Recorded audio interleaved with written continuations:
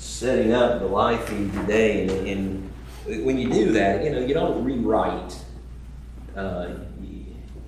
What's the old saying? You don't redo the something. Reinvent the wheel. Do what? Reinvent the wheel? Yeah, you don't reinvent the wheel when you do those things. You want it in a pattern so it goes quickly. And so there's a template set up on the YouTube Studio app already with all of the details for the Wednesday night thing, and the Sunday, and then whichever one we're doing. And I got to looking at the date, and it was 8/29. Was the 4 weeks ago. And so I got to thinking, we can't just kick back up. We're going to have to backtrack a little bit because we're in the book of Galatians. That's where we are. So let's go ahead and be turning over in there. And let's do a recap. I don't know about you, but if I put something down for even a short period of time and then try to pick it back up, there's a lot of gaps in memory. Does that happen to you? Maybe. How do you say it happens when you get older? Maybe you start a book and you read a couple of chapters and then life happens, and next thing you know, it's 3 weeks later, you haven't picked it back up and you have no idea what's been going on. Well, we don't want to do that when we're going through, especially through a textual study like this, an expository study where we're trying to really get into the letter and get in the context and what everything is happening. And so just very quickly, let's just spend a few minutes just right off the very, very top to remind ourselves what's happening in this letter. It's a letter written to the churches of Galatia. So it's written to a region, which makes this letter very, very unique. It's not the only one that was done like this, but it's one of the few. Normally it's written to a congregation. Here it's written to a group of congregations in a certain area. And a certain area because they're being plagued with some issues. Specifically a group that is following Paul around, and they're trying to do two things. What are they trying to do? They're perverting the gospel. They're undermining Paul's gospel message. What's the second thing they're trying to do? Undermining his authority. Undermining his authority. Which makes sense. The two are going to go together. Because if you're going to change someone's message, the first thing you've got to do is you've got to discredit them. And so they're going around and they're saying he's a sub-apostle. In other words, he's not one of the original 12, and so, he's a secondary apostle. He doesn't have the authority of Peter, for instance. And we're being sent from the apostles themselves, and so we have more authority than even Paul does. And so the first thing Paul's got to do, and he does so in chapter 1, is he's got to reestablish his authority as an apostle and prove to these individuals that, hey, I didn't get my message from man. I didn't get my authority from man. And so if you remember, as we went through chapter 1, specifically that last half of chapter 1, Paul gives us a lot more information than Luke gives us in the book of Acts as to what happened to Paul after his conversion. And what we find is that he goes off by himself for a while, and then he revisits some of the places, for instance, his hometown where he grew up and some of these other things. And who remembers how long did he spend with Peter? 2 weeks. It's about 2 weeks, 15 days. Little over 2 weeks. Would that be enough time to learn all Paul had to have learned? No. So how did Paul get this knowledge? Revelation. Through revelation. Inspiration. This is a message from God, a message that carries authority from a man who had been given authority by whom? Christ. By God himself. By God himself. And so in chapter 1, he establishes his authority. And now he's got to correct the message. Now, how was the message being twisted? What were they saying about the message? Need to follow some of the Old Testament stuff. Yeah, you've got to follow the Old Covenant. And in particular, what was the one thing that was their sugar stick out of all of it? Circumcision. Of all things, circumcision. And maybe, and we did a lot of what ifs. Because we're not told exactly why circumcision was such a thing, and depending on the commentators you read or the historians you read, there's a lot of different ideas of why. There's political ideas, there's religious ideas, there's social ideas. And so for whatever reason, they're pushing circumcision on the Gentile Christians. Now, in chapter 2, Paul begins to focus in. And what Paul has to do to reestablish he's reestablished his authority as an apostle. He's proven that. And now he's got to remind them of the gospel message. And he's got to correct what these Judaizing teachers have attempted to undermine. And so in chapter 2, what we're reading are two different situations. We went through the first half. And the first half, really about down to, it's about half. There's 21 verses in chapter 2, so about through verse 10, we read of Paul going down to Jerusalem. Who remembers what happens in Jerusalem?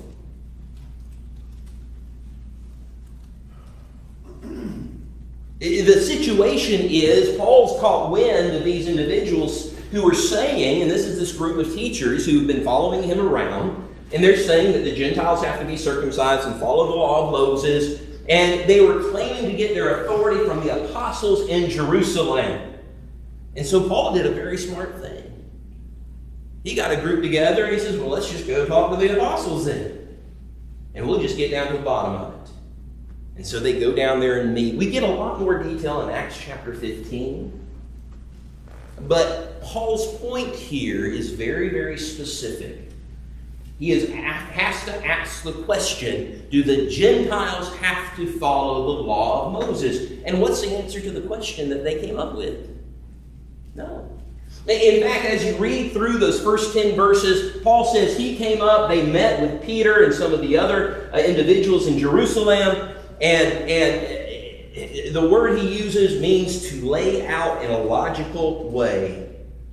He laid out in a logical way the message he had been preaching to the Gentiles and compared it with the message the apostles had been preaching to the Jews in Jerusalem, and guess what?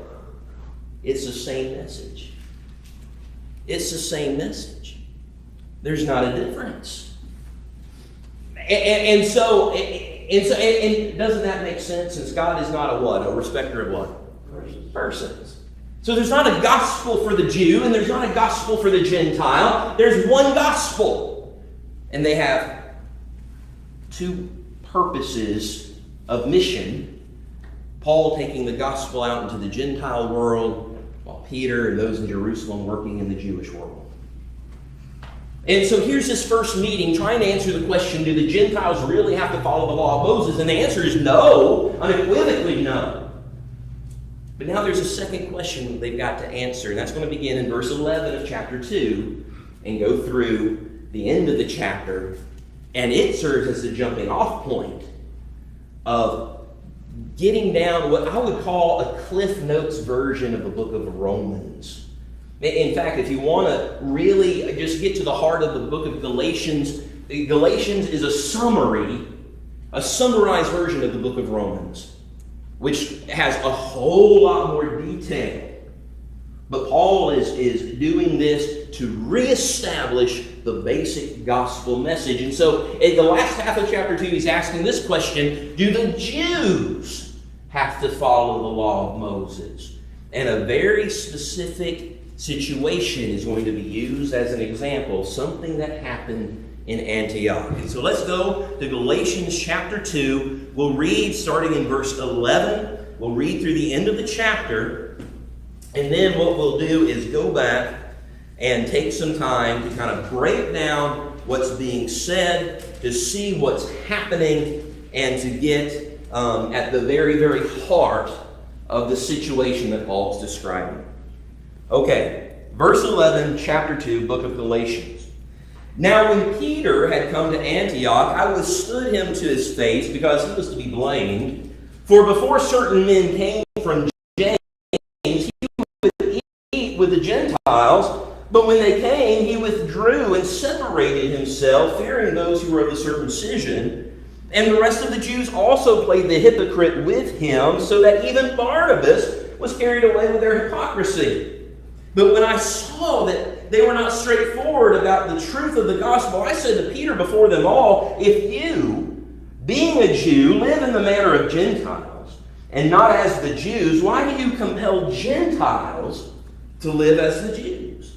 We who are Jews by nature and not sinners of the Gentiles, justified by the works of the law, but by faith in Jesus Christ, even we have believed in Christ Jesus, that we might be justified by faith in Christ, and not by the works of the law, for by the works of the law no flesh shall be justified.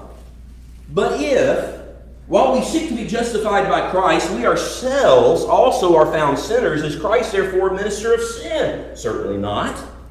For if I build again those things which I destroyed, I make myself a transgressor. For I through the law died to the law, that I might live to God. I have been crucified with Christ. It is no longer I who live, but Christ lives in me. And the life which I now live in the flesh, I live by faith in the Son of God, who loved me and gave himself for me. I do not set aside the grace of God.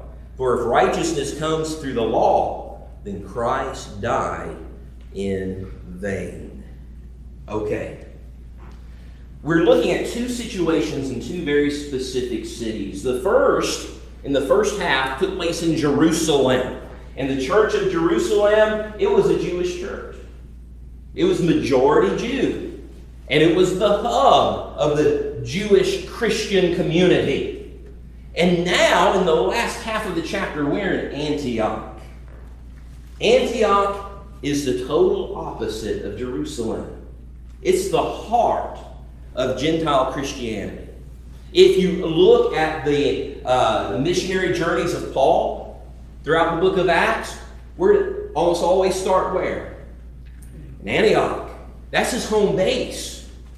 And one of the things he was striving to do, we get a little bit of notion in the book of Romans, is that he wanted to move that home base, or his home base, his working base, from Antioch into Rome.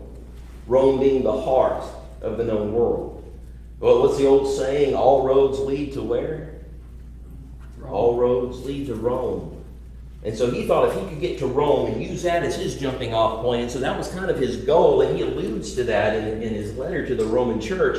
But for right now, Antioch is the Gentile hub. It's a mainly Gentile congregation. It's made up of Gentile Christians. And so if you look at the situation, there's a contrast being made here.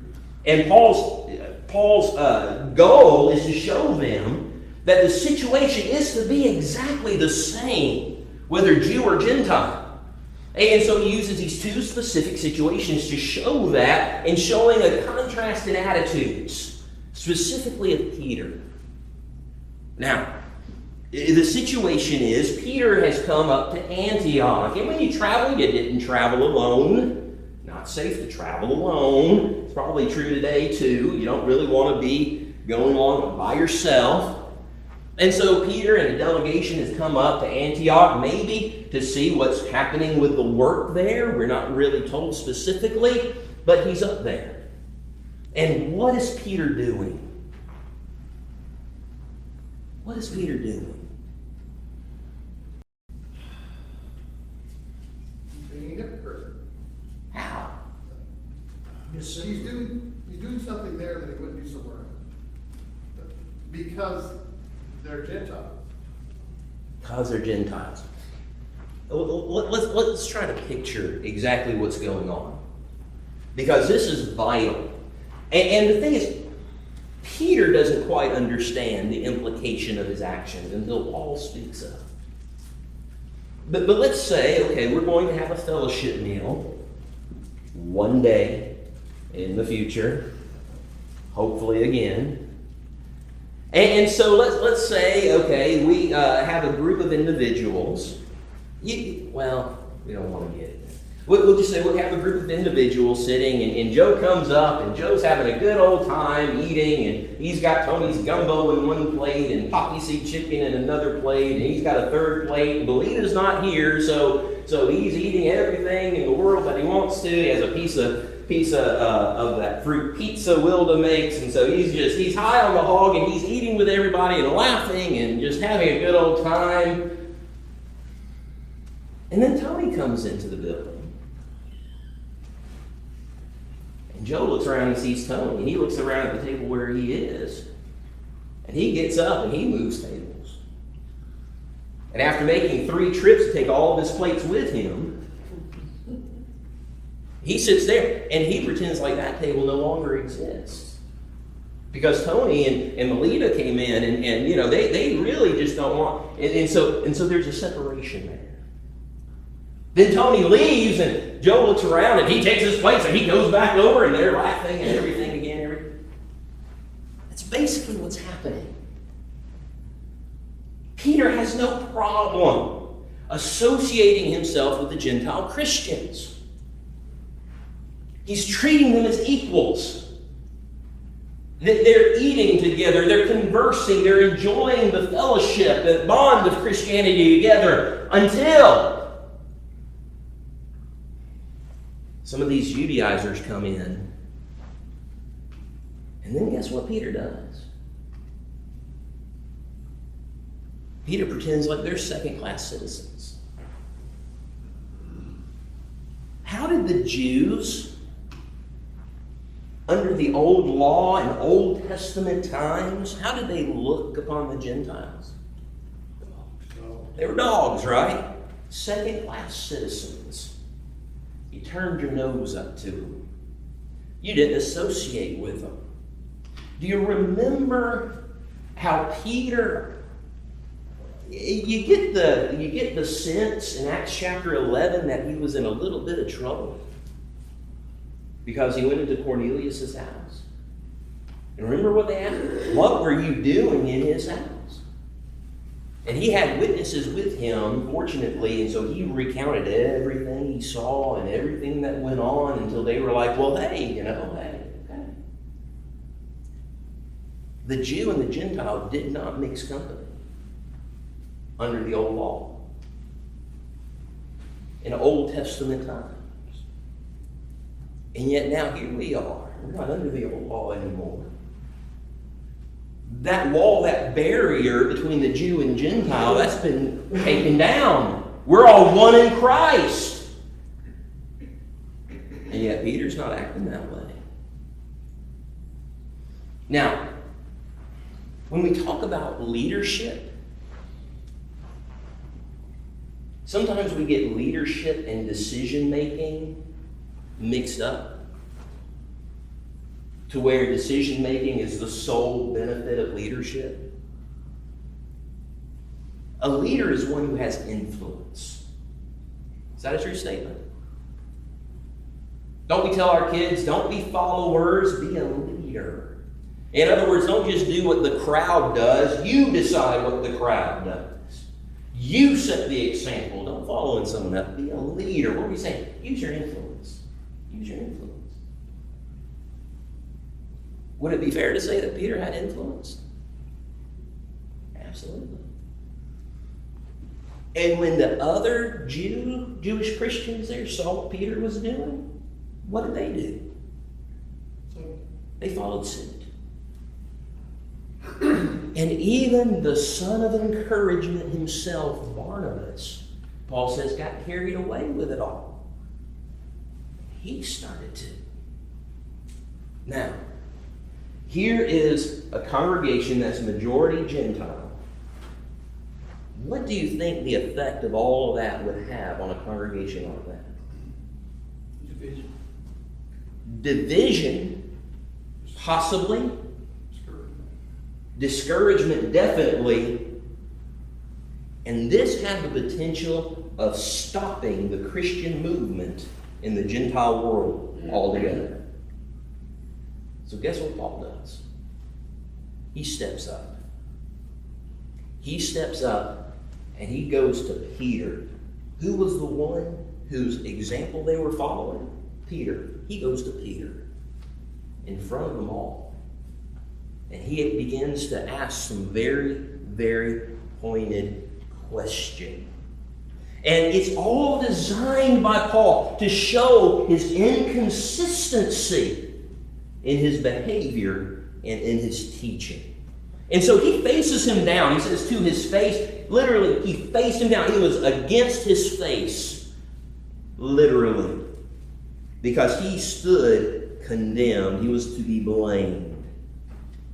And so that's the situation. And so here's this hypocrisy happening that Paul's got to put an end to.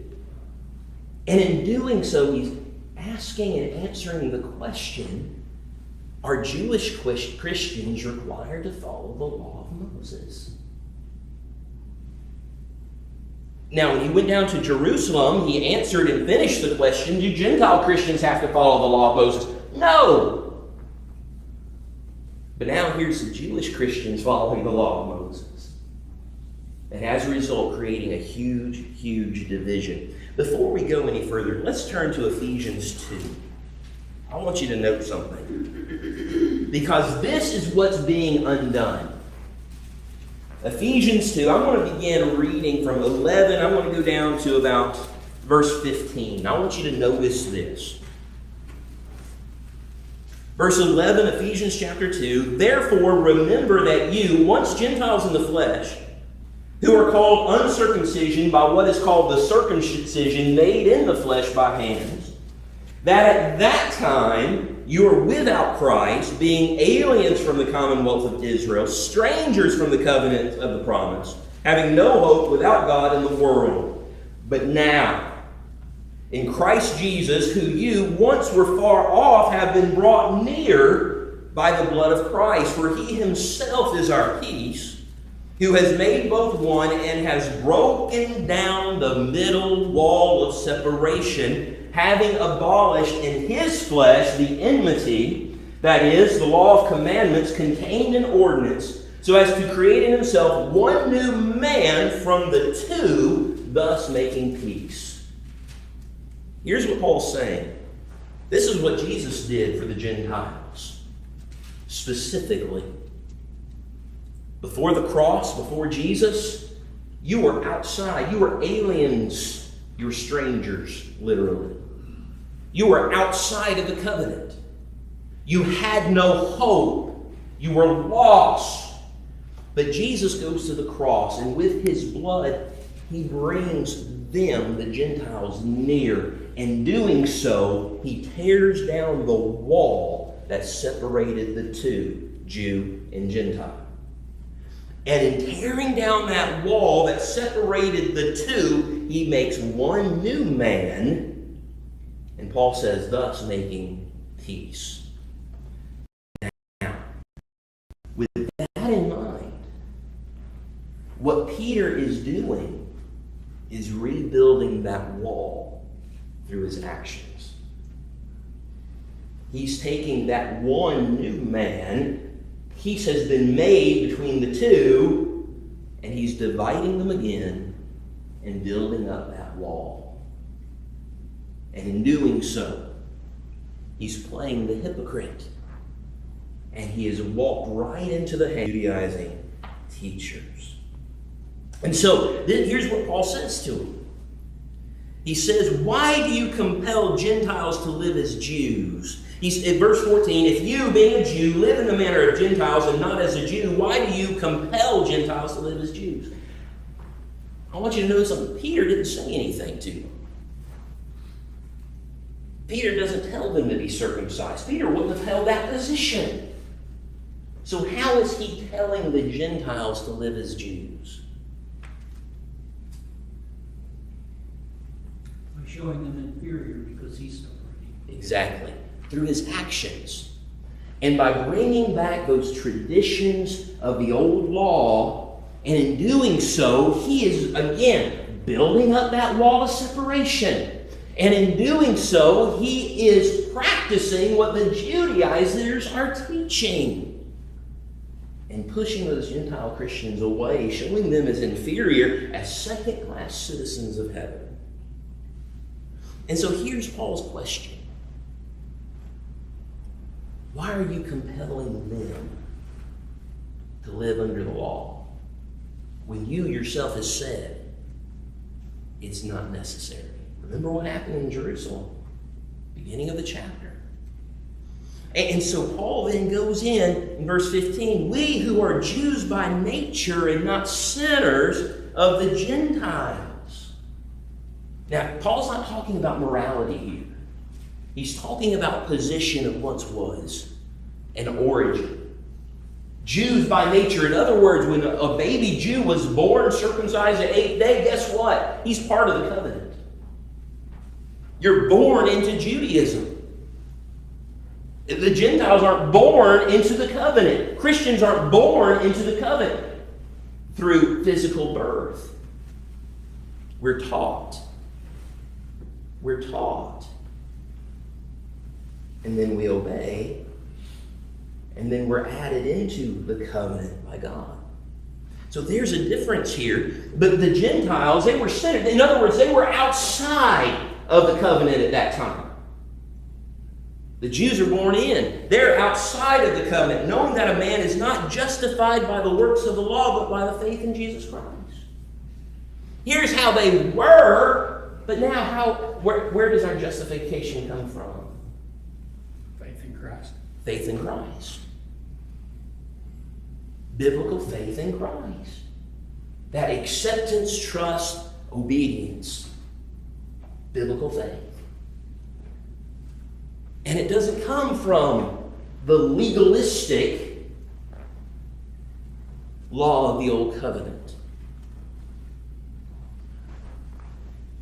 Paul continues,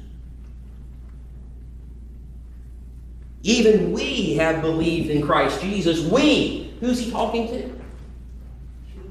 Peter. Him and Peter in front of everybody there. And he says, hey, you and me, Peter, as Jews. You know what? Even we did that. We believed in Christ Jesus. Why? That we might be justified by faith. Our justification comes from Jesus, Peter. So why are you living under that old law that cannot and never has justified? Why? That we might be justified by faith in Christ and not, here he goes, he's underscoring it again, and not by the works of the law. For by the works of the law no flesh shall be justified. You think Paul's being serious here? This is a vital situation. And so in verse 17, if we're seeking to be justified by Christ, and yet we have to be justified by the works of the law, but while we seek to be justified in Christ, we ourselves also are found sinners. Is Christ therefore a minister to sin? What in the world does he mean by that?